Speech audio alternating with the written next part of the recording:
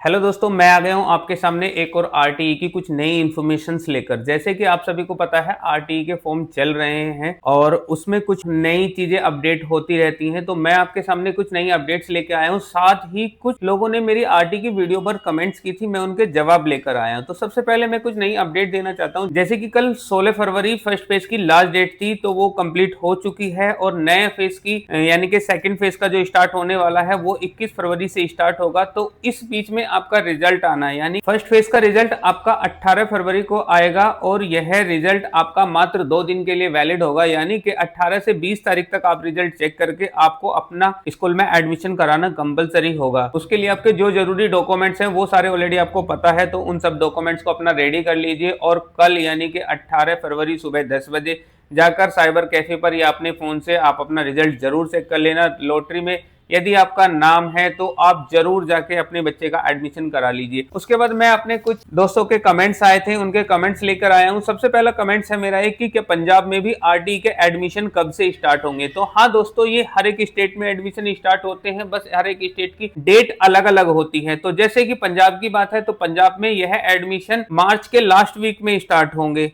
और अप्रैल मई जून तक ये एडमिशन चलेंगे। जुलाई से वहां का सेशन स्टार्ट होगा। उसी के साथ एक और मेरे दोस्त का कमेंट्स आया था कि क्या उत्तराखंड में भी फॉर्म स्टार्ट होंगे। तो हाँ, मैं आपको बताना चाहूंगा उत्तराखंड में भी यह फॉर्म स्टार्ट होंगे और यह फॉर्म उत्तराखंड में स्टार्ट होंगे मार्च के फर्स्ट वीक में। तो ध्यान रहे, जैसे कि जो मैंने आपको डॉक्यूमेंट सब में सेम लगने वाले हैं, डॉक्यूमेंट्स अपने रेडी करके रखें और मार्च के फर्स्ट वीक में फॉर्म भरने के लिए तैयार हो जाए उत्तराखंड के लिए। अच्छा, एक व्यूअर का कमेंट्स आया था कि क्या हम रेंट पर रहते हैं तो क्या हम ये फॉर्म फिल कर सकते हैं। जी हाँ, आप बिल्कुल ये फॉर्म फिल कर सकते हैं। डिपेंड आप रेंट पे हो या आपका अपना मकान है, वो मैटर नहीं करता है। मैटर करता है कि जो डॉक्यूमेंट्स रिक्वायर्ड है वो डॉक्यूमेंट्स आपके पास अवेलेबल है या नहीं है।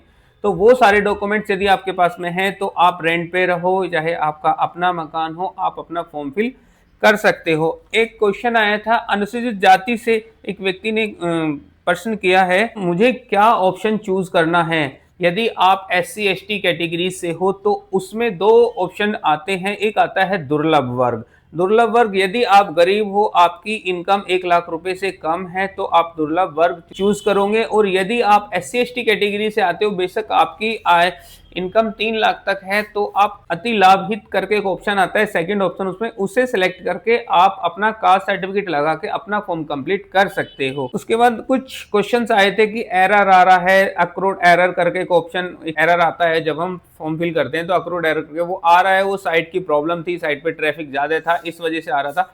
तो उसके लिए कोई टेंशन नहीं है, सेकंड फेज स्टार्ट हो रहा है 21 फरवरी से। तो आप जाइए अपना सेकंड फेज के फर्स्ट डे अपना फॉर्म फिल कीजिए, बहुत आसानी से फॉर्म फिल हो जाएगा। और यदि फिर भी आपका फॉर्म फिल नहीं हो रहा है तो मैं आपको एक सलाह दूंगा, आप लेट नाइट ट्राई कर सकते हैं या मॉर्निंग में, अर्ली मॉर्निंग आप अपना फॉर्म फिल कर सकते हैं। इसी में ही कुछ सवाल आए थे, एक कमेंट्स आया था कि इस सीट मतलब सीट फुल दिखा रहा है, उनके वार्ड में उनकी सीट फुल दिखा रहा है।